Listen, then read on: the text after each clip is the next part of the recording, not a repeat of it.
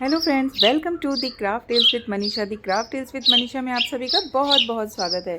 और मेरे पास है ये खजाना, और ये खजाने बहुत काम के थे और अभी भी हैं। इनकी वैल्यू जब ये स्टार्टिंग में स्टार्ट हुए थे तो कितनी थी, और देखा जाए तो ये हमारे रूट हैं जहाँ से हमारी शुरुआत हुई थी पैसों की। और इससे पहले भी बहुत सारी चीज़ें थी जब ये कौड़ियाँ चलती थीं। वैसे तो आपने सुना होगा कि पैसे क्या पेड़ पे उगते हैं, तो मैंने सोचा चलो आज मैं पैसों का पेड़ ही उगा देती हूँ। और उसके बाद हम इससे पैसे नहीं तोड़ेंगे, नहीं रोज़ रोज़ देखेंगे, और देखने के बाद हम बोलेंगे वाह कितना अच्छा पैसों का पेड़ है। तो उसके लिए मैंने यहाँ पे ले लिया है एक कार्डबोर्ड। कोई सा भी कार्डबोर्ड ले सकते हैं क्योंकि वो तो पूरी तरह से कवर हो जाएगा। एंड फेविकोल से इसको हम चिपका देंगे। एंड इसको जब हम फेविकोल से स्टिक करेंगे तो उसके बाद रख देंगे 2 to 3 आवर्स, जब ये अच्छे से सेटल हो जाए, सारे कॉइन्स अच्छे से चिपक जाए। चाहिए तो आप फेवी बॉन्ड का भी यूज़ कर सकते हैं, क्योंकि फेवी बॉन्ड क्विक ड्राई होता है तो वो फटाफट चिपक जाता है। फेविकोल को थोड़ा टाइम लगता है। एंड फेविकोल से थोड़ा सा जो पोर्शन बाहर आ जाता है तो यहाँ पर उसका टेंशन नहीं, क्योंकि इसके ऊपर मैं करने वाली हूँ पूरी तरह से इसको कवर मोज़ेक आर्ट के जैसे। तो जो फेविकोल अगर बाहर दिख भी रहा है तो वो पूरी तरह से कवर हो जाएगा, तो कुछ इशू नहीं है। दूसरी चीज़ मैं बताना चाहूँगी, कॉस्ट वाइज फेविकोल हमें चीप पड़ता है, सस्ता पड़ता है। एंड फेवी बॉन्ड थोड़ा सा महंगा पड़ता है। तो आप चाहिए तो फेवी बॉन्ड भी यूज़ कर सकते हैं, और अगर आपको चाहिए तो फेविकोल भी यूज़ कर सकते हैं। दोनों से ये स्टिक हो जाएगा। फेविकोल से सिर्फ थोड़ी देर रखना पड़ता है। तो चलिए इसके साथ ही साथ जानते हैं भारतीय सिक्कों का इतिहास क्या कहता है। वैसे तो भारत में सिक्कों का इतिहास 2700 साल पुराना है, और ये सिक्के अपने समय की सामाजिक, सांस्कृतिक और आर्थिक कहानी कहते हैं। हर सिक्के के पीछे एक अलग कहानी है, और समय समय पर अलग अलग तरह के सिक्के आते गए।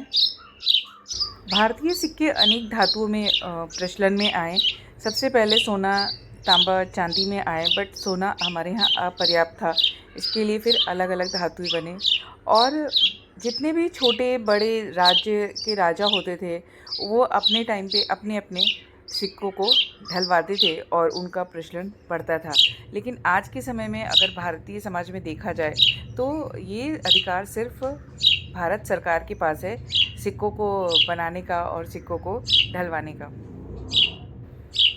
भारत में देखा जाए तो सर्वप्रथम जो धातु के सिक्के थे वो गौतम बुद्ध के समय में प्रचलन में आए थे, जिसका समय 500 ईसा पूर्व के लगभग माना जाता है।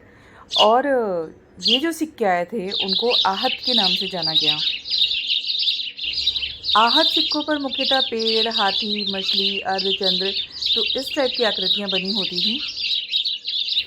कौटिल्य शास्त्र से ज्ञात होता है कि जो मुद्रा निर्माण था ये प्रारंभ में पूर्णतः राज्य का अधिकार होता था, और यहाँ पे अलग अलग तरह के सिक्के बनाए गए। जब मैं इन सिक्कों के ऊपर स्टडी कर रही थी तो मुझे बहुत ही रोचक रोचक बातें पता चली, जिसके बारे में मैं आप सबके साथ शेयर करूं तो शायद पूरा दिन ही कम पड़े।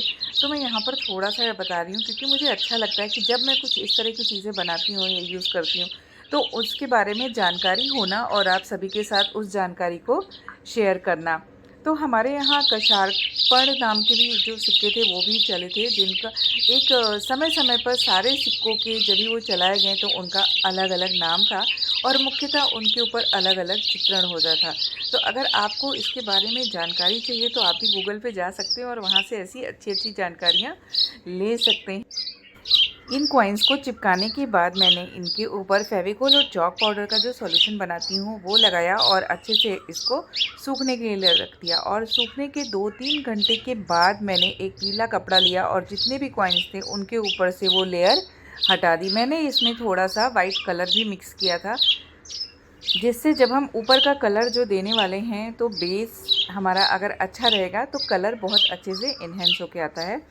देन उसके बाद मैं इसके ऊपर कर रही हूँ कॉपर कलर का पेंट, और ये मैं 2 लेयर में करने वाली हूँ, जिससे कि जब ये बन के तैयार होगा तो इसका लुक बहुत ही डिफरेंट होगा।